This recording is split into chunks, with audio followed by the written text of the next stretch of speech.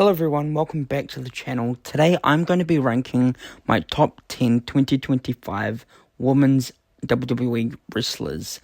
Let's get into it. Starting off with some honorable mentions.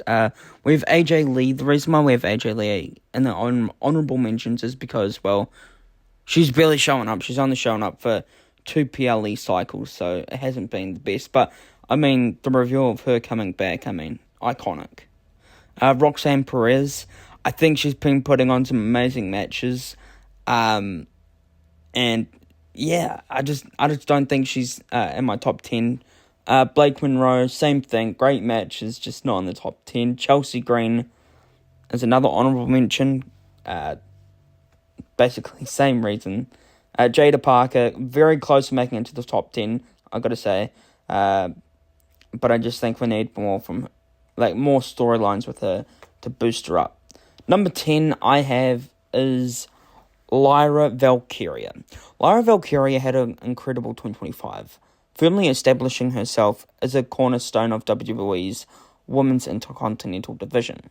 She held the Women's Intercontinental Championship for 144 days and briefly captured the Women's Tag Team Championships for a day, providing her versatility and readiness to shine in any role, as she was the very first Women's Intercontinental Champion.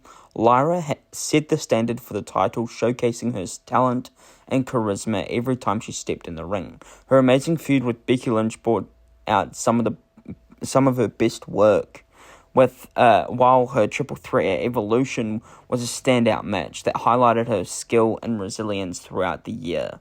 Lyra played a pivotal role in the women's mid-card, consistently delivering high-quality matches and improving. She's a rising star with the talent and presence to carry the division forward. My number 9 for me I have is Jade Cargill.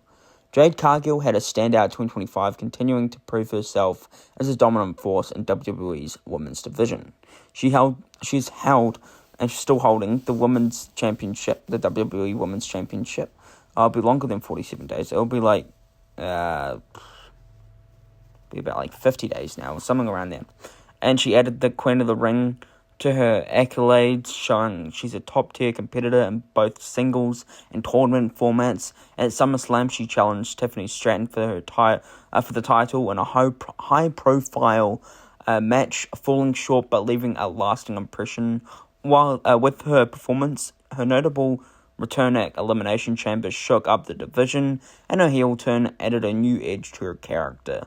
Along the way, Jade delivered a great feud with Naomi and Tiffany Stratton, consistently proving why she's one of the most compelling and dominant performers in WWE today. My number 8 for me, I have, is Becky Lynch. Becky Lynch had a phenomenal 2025, continuing to cement her status as one of WWE's top women stars. She held the Women's Intercontinental Championship for 163 days and briefly captured the Women's Tag Team Championship for a day with Lyra Valkyria. Showing her versatility and dominance across divisions, she had a great feud with Lyra Valkyria, provided some of the year's best storytelling, and her heel turn added fresh layers to her character. Becky brought credibility and intensity to the women's mid-card, providing that even outside the main event, she can elevate every match and storyline. Fans especially loved her persona this year, highlighted by a massive return at WrestleMania, which reminded everyone why she's the man, and a true cornerstone of WWE. Number 7 for me, I know probably should go higher. I just don't think...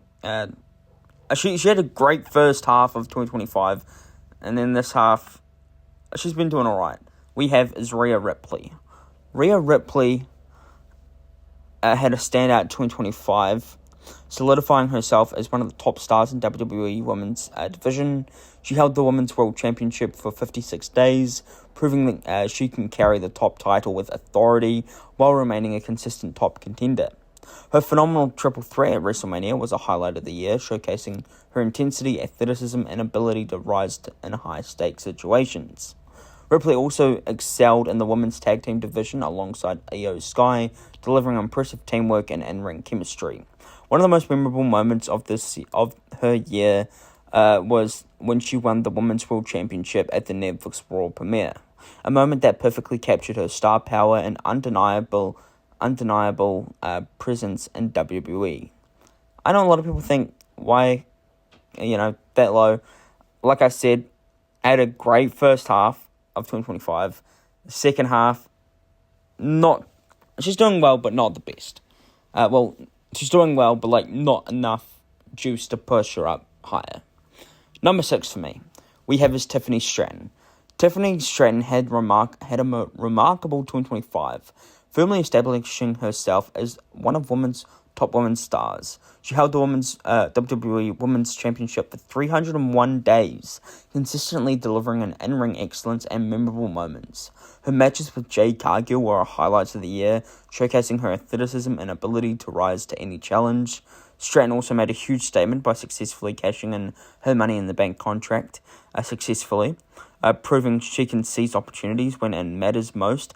She added to her legacy with a big victory over Charlotte Flair at WrestleMania and delivered a great women's championship match against Stephanie Vaquer at Crown Jewel, further cementing her reputation as one of the most compelling and dominant performances on Friday Night SmackDown today. Number 5 for me, we have is Ruka. Ruka had an incredible 2025, establishing herself as a dominant and athletic force in NXT. She held the NXT Women's North American Championship for 179 days and a Women's Speed Championship for 195 days, proving her versatility and consistency across multiple divisions.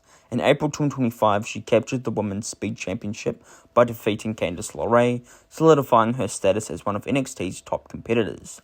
Later in the year, she was forced to vacate both championships in late October, but not before leaving a lasting mark. One of the highlights of her career came from when she scored her biggest win to date, defeating Bayley at Saturday night's main event, showcasing her talent, determination, and star potential in front of a wider audience. I think her win over Bayley really pushed pushed her higher in this ranking. I think it's an incredible win to have in your career, and yeah, great year for Ruka. Number 4 for me, we have is Naomi. Naomi had a standout 2025, showing she's still a major force in WWE's women's division. She held the Women's World Championship for 35 days, delivering exciting matches and memorable moments. Her feud with Jade Cargill was a highlight of the year, blending intensity and high-stakes storytelling.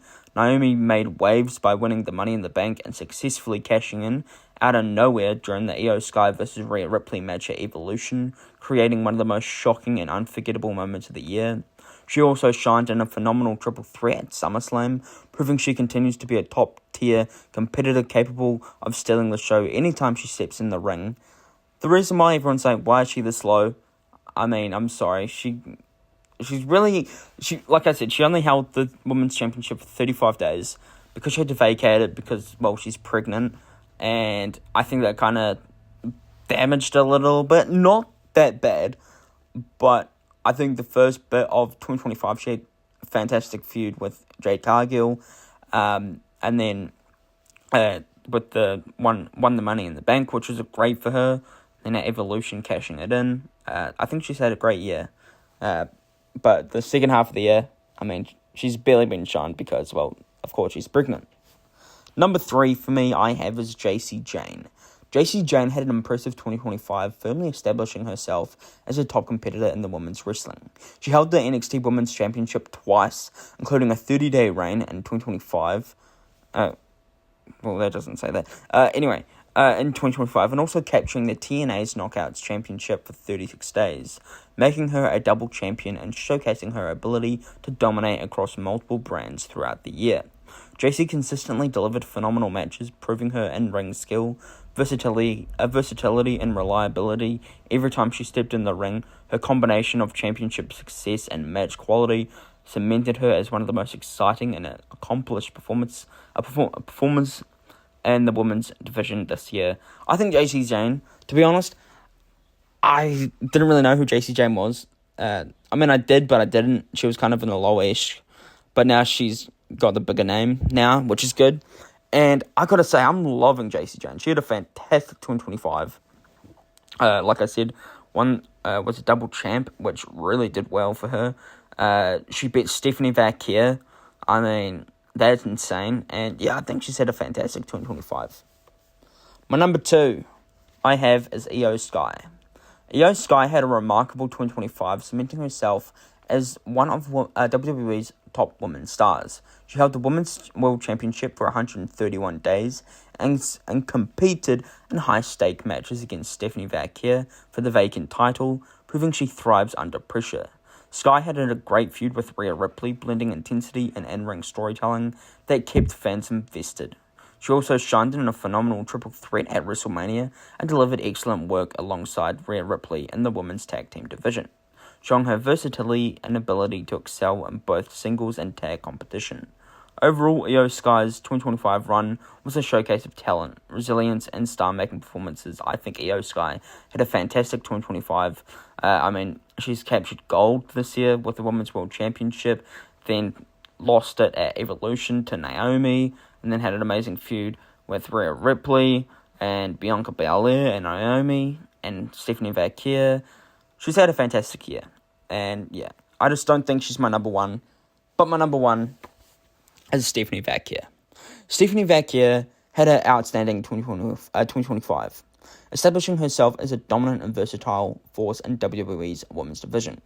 She's held the Women's Championship for about 90 days, the NXT Women's Championship for 77 days, and the NXT North American Championship for 45 days, becoming a double champion in NXT, holding the NXT Women's Championship and the NXT Women's North American Championship, and showcasing her ability to excel across multiple titles. She also captured the Women's Crown Jewel Championship, further proving her star power on the biggest stage. Vaquer earned a title shot through a Battle Royale at Evolution and scored major victories over Iyo Sky and Tiffany Stratton, solidifying her reputation as one of the toughest and most accomplished performers in women's wrestling of this year. I think Stephanie Vaquer, for me, is definitely number 1. I mean, look at the gold that she held. The Women's World Championship, NXT Women's Championship, NXT Women's North American Championship, Women's Crown Jewel Championship. She's held 4 titles this year. Even though they don't really count the Women's Crown Jewel Championship, it's still gold. And I think she absolutely killed this year. And I think she is 100% my number 1 women's wrestler of 2025. And that is it. Thank you for watching my ranking of all my top 10 2025 women's wrestlers. I hope you enjoyed it. Please subscribe to my channel. It'll be a massive help. Thank you for watching. Take care. Peace.